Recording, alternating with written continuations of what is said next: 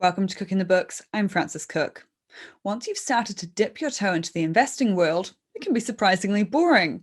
Far from the movies of men in suits shouting over each other incoherently, for most people, the investing experience is about regularly putting some money into an account, spreading it across a wide range of assets, and then letting it do its thing. For some people, that's a relief. For others, it's a little less exciting than they'd hoped for. So I've been getting increasing numbers of people sending me messages asking what I make of some of the less mainstream investments, especially Bitcoin and gold. Now, full disclosure, I'm not convinced by them for reasons we'll talk about in this episode. But another thing that can make life boring is if we all agree with each other. So I found an investing expert who thinks a little differently than I do. News Talk ZB presents Cooking the Books with Frances Cook. Hey guys, just a reminder before we get into this episode. This is general information only and not individual advice. Everyone's situation is different. Enjoy the information, and if you want personalized advice for you, please get in touch with a financial advisor. I'm joined now by Darcy Angaro, authorized financial advisor and host of the New Zealand Everyday Investor podcast. Now, cryptocurrency, especially Bitcoin, has been getting a lot of buzz online again, which means, of course, that I have been getting a lot of questions about it and whether people should be thinking about it.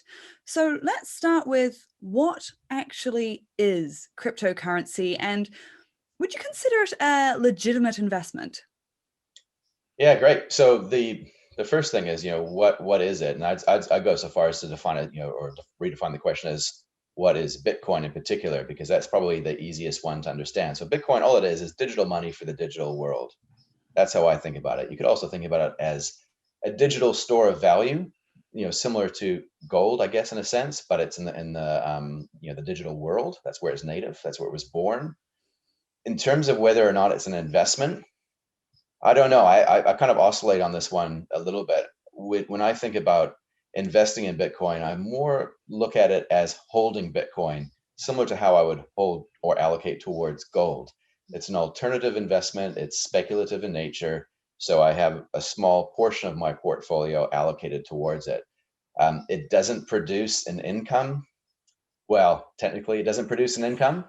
There are some variations on that statement, though, but it cannot be viewed in the same way as an ETF or a share in an individual company, because it's completely different. It's so other that you cannot really put it in the same category as all your traditional mainstream investments. This is the thing for me as well. My biggest hesitation with Bitcoin is a lot of the things you've just mentioned there, that it doesn't produce anything. It's not like shares where you're investing in a business that makes something. You are buying a coin, you're hoping that more people in the future also want to buy those coins, and therefore the value goes up. Meanwhile, and very much correct me if I'm wrong on this, I don't believe they're in mainstream use yet. So to me, it doesn't have the components that make a good investment. But am I maybe being closed-minded on that? Yes, you are, Francis. You are. Go on then, convince me. But it's totally understandable. This is new. It's only been around for just over 10 years. And it is so different to what we've been conditioned to view as an acceptable investment that it's actually appropriate to be a little bit cynical and suspicious and standoffish. It took me a while, to be honest. I started dollar cost averaging or investing, buying into Bitcoin about 2 years ago, just over 2 years ago. And I did it gradually because I was still very suspicious and cynical at the beginning. And when I was doing my podcast and I was getting people on talking about it, I was always of these two minds. This is a fad, this is a scam, it's a bubble. I'm going to lose all my money. I don't want to put too much into it. But as time went on and I started digging more into it, I started to realize that it's part of a bigger story. And it's that story which I find incredibly fascinating and really good to help frame my thinking on mainstream investing. Bitcoin isn't mainstream, but it is getting mainstream adoption very fast. And if I was to be critical of anybody in the advisor community for a second, I find it astonishing how close-minded and not open to Bitcoin we are in the financial advice community. embarrassed as almost as far as I would say, because to be honest, I don't think we've figured out how to make money on it. And that's why it's not being recommended to our clients, to be really brutally honest. There is something in Bitcoin that we need to be aware of, and we need to accommodate for it in our portfolio, because even just a 10% allocation towards alternative investments like this, in some cases, it could be appropriate, and it could actually give you much better returns to your portfolio. Um, Square, PayPal, um, MicroStrategy. These are all companies that have recently put big allocations towards Bitcoin. That tells you something. You know, pretty soon your traditional investments may automatically have an allocation towards Bitcoin because the companies that you're investing in see the value in it. When are we going to see the value in actually doing it ourselves? Everybody else is going to do it first, and then we're going to catch up with it. I don't think that's a good strategy. I think we actually need to take the bull by the horns and actually understand it now and make a decision now if it's something that we should get into. You mentioned there about advisors not being sure how you can make money off Bitcoin. And of course, that is a crucial question because this is why we're investing. It is in the hopes of making money at some point. So, can you make money now? Are there strategies that you think will help with making money in the future? Yeah. How do you see that all panning out? Yeah, good question. So at the moment, it's pretty one dimensional, right? You allocate towards Bitcoin, you buy a little bit of it regularly, ideally, and there's all sorts of ways that you could look at doing that, safe ways and dangerous ways, but you want to make sure that you're gradually accumulating it. And what the strategy is there is that you're basically hoping that there's a greater fool out there who will buy it off you in the future. And unfortunately, being a speculative investor is kind of the way that things are going. As yields drop and interest rates go down, we're becoming more and more reliant on asset increase, like asset prices increasing to get good returns. So we're all being forced into speculating, even with our traditional investments. So that one way of doing it, buying Bitcoin and hoping that it goes to the moon, it's not really based on fundamentals. It's not really a good idea, but that is one of the ways. What we're seeing now is we're seeing also a move though towards decentralized finance, where instead of having a bank account where you put savings into it and getting an interest rate, which gives you a rate of return, like the good old days, you can now do that with cryptocurrencies and Bitcoin, where you can earn, somewhere between 4.5 to 5.5% on your Bitcoin by putting it into certain platforms. So that's the beginning of what will evolve. We're seeing an alternative, decentralized financial system being built all around us, yet most of us are actually ignorant of what's going on. Some of us are vaguely aware of it, but as time goes on, it will start to become a lot more mainstream and a lot more normal to have a Bitcoin wallet on your phone and to pay your friends in Bitcoin. One of the things as well is that, of course, when we first started talking about this, we were talking, not just Bitcoin, but cryptocurrency. And the thing is that there are so many different coins, and there are different people who decide they're going to make their own coins and give it a go. And Yeah. I think it can be hard for people to work out if they're buying into hype or if they're ahead of the curve on the next big thing. I mean, how did you land on Bitcoin as the one that you were interested in? And do you ever keep an eye out for other cryptocurrencies, or are you all in on Bitcoin? Yeah, so I guess you could call me a Bitcoin maximalist in that sense. Altcoins, or there are some derogatory ways of describing these coins as well. They're effectively kind of like there was an ICO craze, or initial coin offering craze, just over a couple of years ago, and that was a way for people to effectively raise money to develop their own project. Very, very different to Bitcoin. Bitcoin is it's an anonymous author, Satoshi Nakamoto, who invented it, and it kind of just came out of nowhere, right? Whereas these altcoins, Ethereum, Litecoin, Zcash, you name, there's a whole, they can go on forever, right? But there's always a personality there. There's always a project. It's often centralized, whereas Bitcoin is truly decentralized. Um, but it's not to say that altcoins are completely a waste of time. There's some pretty amazing things that are going on. And again, I would link it all towards all to decentralized finance. That's an amazing space to watch right now. And it's not the same sort of concept where you are holding Bitcoin for life, and that's like a digital store of value. With altcoins, usually they're what we call utility tokens, where it enables you to transact in some way on that platform. Ethereum is probably the most famous of the altcoins, and Ethereum is quite often used with smart contracts, and smart contracts will change all of our lives forever. Legal contracts, banking contracts, insurance, everything will be going into these smart contracts, and Ethereum is the lifeblood that operates it all. So there is a future in that, and it's something that you should be aware of. I can only go so deep in these areas that I've focused on the thing that I kind of get the most, which is Bitcoin. And I think that's always the way with investments. There are so many different versions of everything out there that I think it always comes down to deciding what your priorities as an investor are, and then really making sure you're doing due diligence there. You mentioned earlier you compared Bitcoin to gold, which I think might surprise some listeners, but I 100% agree with you. Just some people, they see gold as a safe haven investment in times of trouble. And Mm. yet I see it so similarly to Bitcoin. Again, it doesn't produce anything. It's Yeah. valuable because we say it is. Yes. So how does gold work as an investment? And Yeah. is it useful in a similar way to how you see Bitcoin as useful? Yeah. There's so much in that, right? Like, we say it has value, therefore it has value. That's crazy, right? But that's the same thing with our currency. We say it has value, so it has value. We have faith in it. And it's the same thing with gold. It's the same thing with Bitcoin. Bitcoin was the first truly scarce digital asset, and that's why it's so similar to gold. Gold is scarce. It's not finite, though. There's only 21 million Bitcoin that can ever exist. We've only got a few million to go, and then it's out. So finite supply. Gold, there's always new stock of gold coming on, and then there's paper gold, and that's another issue. But everything that we're doing when we're investing is we're trying to build and we're trying to create wealth.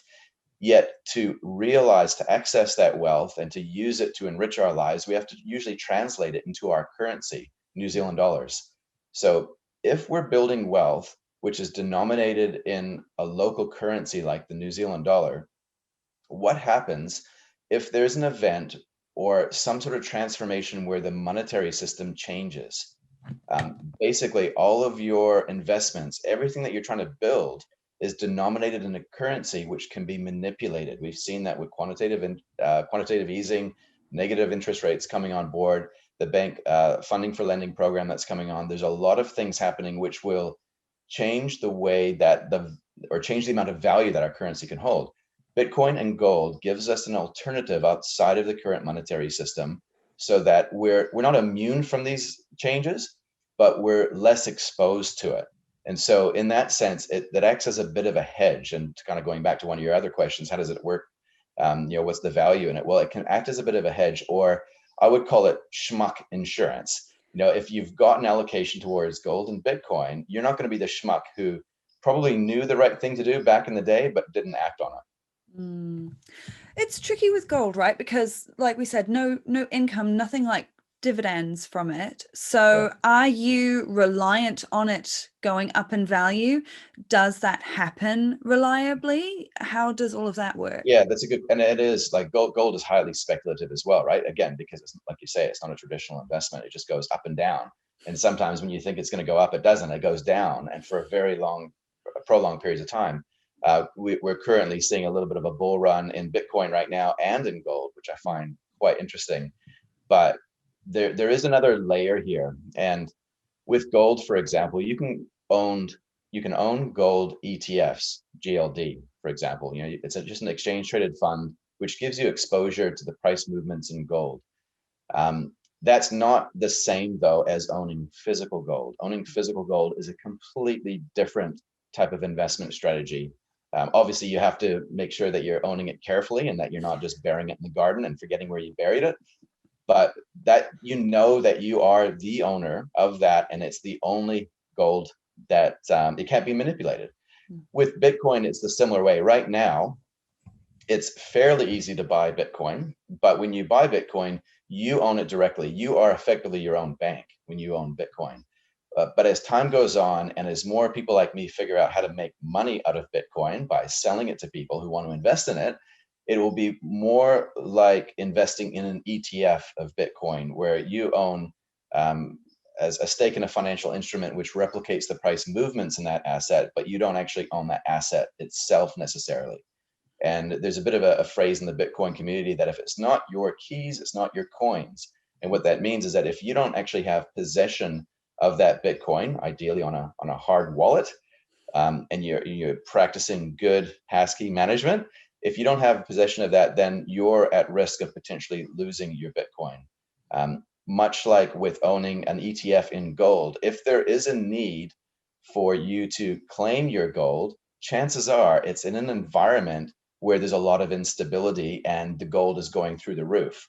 So it's a weird thing, but when you own alternative assets like gold and Bitcoin, the events that have to happen for those assets to go through the moon, go to the moon, are so severe that you really don't want those events to happen.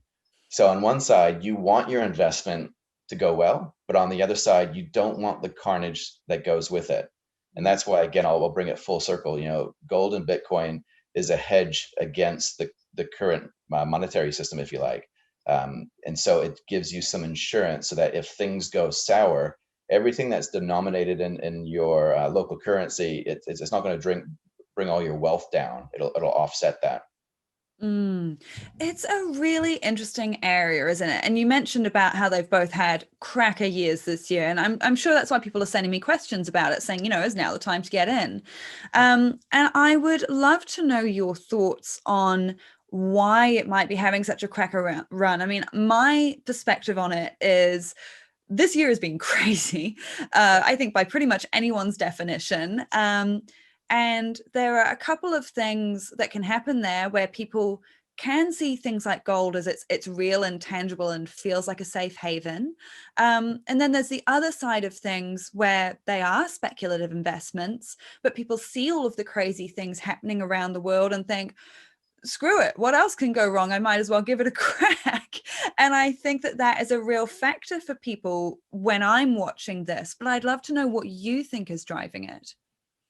Yeah, so I guess it's like with any investment, there's always the supply and demand piece. But with Bitcoin, it's really quite interesting because the supply is so different.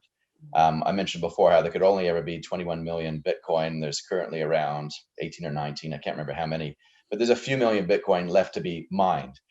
We don't want to go there, trust me. But because it's so scarce, because the supply is so limited, it's incredibly sensitive to movements in demand.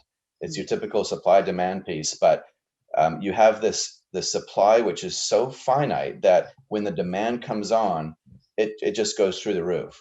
And I think we've been sitting in a really fortunate position in the last 3 years where the average price of Bitcoin, I think, was $6,000 or $7,000 US for quite some time. And it's only been, funnily enough, since COVID happened, that things have taken off. But there was another event called the halving, or I often refer to it as the halvening or the shortening sometimes. But that's basically where the reward for miners gets chopped in half. And what that means is that the supply of new Bitcoin that gets out there and set out in the wild, that gets tempered a little bit, that gets cut down. And so it creates more scarcity. And then on the other side, you have corporations like MicroStrategy that I mentioned before, and PayPal and Square, who are putting some of their balance sheet on Bitcoin. So that's gobbling up large swathes of Bitcoin as well. And then you've got these big funds that are starting to be created all over the world that are actually buying Bitcoin. And that's the beginning of what I see as a retail wave that will soon happen, where maybe pretty soon with our KiwiSaver or on Hatch or Sharesies, we can actually buy into a Bitcoin ETF. When that happens, not if, but when that happens, that will do amazing things for the price of Bitcoin. And so that's without even getting into the weeds with talking about central bank digital currencies and all that sort of stuff. As soon as that you throw all these things in the mix, there's not a lot of negatives that could happen in terms of the demand side. So you've got this insatiable demand, which is growing, meeting a very fixed supply. So if you're thinking about doing it, Now it's good. Francis, are you thinking about doing it yet? Have I convinced you yet? I'm still not convinced. I'm just Come not. on. Do you know what it is? It's to me, it's just I need to see it being used for something other than I buy it, I hold it, and then I sell it to someone else. Or we can't also negate the fact that it is used as currency sometimes, usually by the criminal element. Yeah. But if I start seeing people able to pay for things in Bitcoin and able to use it for something other than just an investment, that'll be the moment. And I might have missed out on the peaks. I totally get that. But to me, I would rather see that moment where it can actually be in use and it is actually doing something, and maybe not take the high highs, and possibly also miss out on the lows when everyone moves on to the Yeah. next. Yeah. But again, these speculative investments, like you've said, it is speculative and it's not a traditional investment, but it can form a part of someone's investment portfolio, right? And you mentioned before about maybe it might be 10% of someone's portfolio, right? So Mm. where do you put it in amongst someone's other investments? And should it be all in on Bitcoin? Well, that's a dangerous question to ask someone like me, Francis. Whew. I yeah, like I talk to my clients often about this one, and I guess it depends on your age and stage and when you need the money that you're allocating towards this, when you need that back. So it's, I've heard this before, don't invest any more than you're willing to lose. And I think it's a little bit misguided in terms of advice, because it's about making sure that when you're putting money aside for something, if it's a risky asset, that time frame needs to be a long way away. So if you need that money in the short term, it's a really unwise thing to do. So another way of me saying this is that the younger you are, if you have an amount that you can allocate towards Bitcoin and you have a long time frame before you need that money back, then you should be doing as much as you can possibly do. And I know that sounds a bit crazy, but when you understand the overall picture, which is the Bitcoin narrative, when you understand that, if you're in a position to allocate towards it, you need to run now. You can't wait till everybody else is doing, because that's what most people will do. They'll wait till everybody else is doing it. Right now, at the time of recording, I think it's about 18,000 US dollars per Bitcoin. Mm. That might sound a lot historically, or it might sound like not that, not that long ago it was $20,000. So that where it could be going is significantly higher. And I'm not saying this to sort of initiate this sort of fear of missing out, which unfortunately informs a lot of newer investors. I'm saying that because if you have a long time frame, then this is something that you should be strategically allocating towards, just like you would with your KiwiSaver, with your mortgage repayments. With any investment you do, it should be a slow move in a continuous direction. It shouldn't be a short-term speculative move. We're seeing a big run up at the moment. There's going to be some pullbacks. So there'll be some time where that comes back down again. But if you're starting now and you say, right, well, maybe this is part of my overall core satellite strategy, I'm going to have 10%, 20%, whatever it is that you can handle and sustain for a long period of time, then you should set it up now. Yeah, it's great that you mentioned Core Satellite, because I am a fan of that. We've got a full episode on it further back in the archives for those who are interested. But basically, the idea that you would put something like 70 or 80% into more traditional investments like shares, paying off your mortgage, getting into property investment, things like that.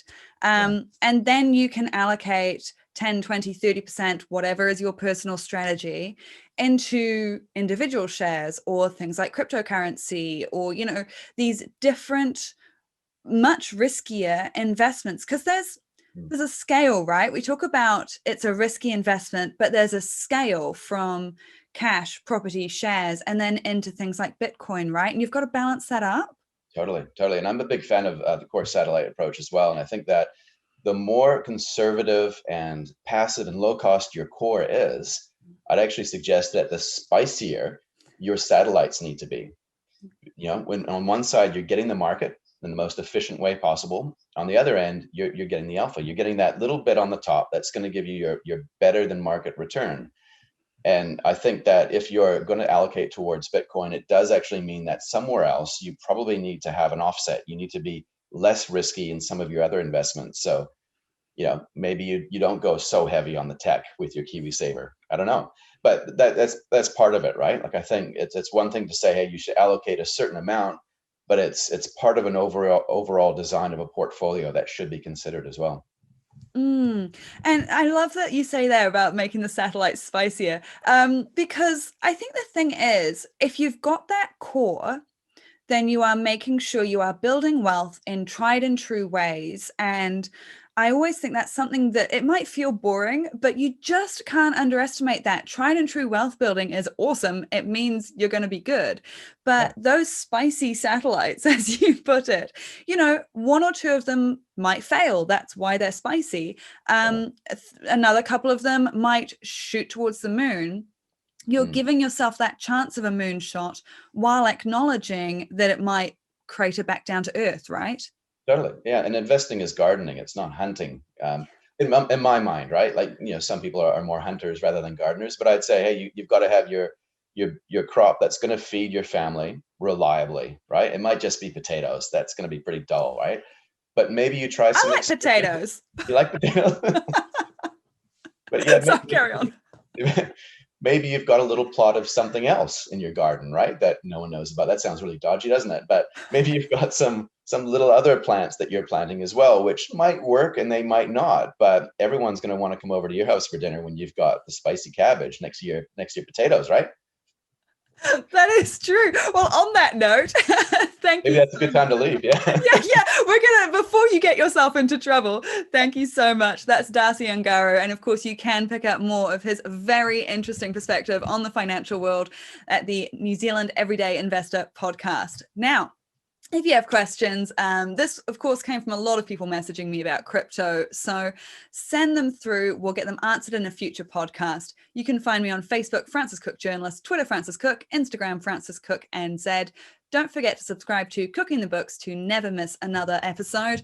And of course, if this episode was helpful for you, then maybe send it to a friend. We can all learn more about money together. Until next time, have a great day.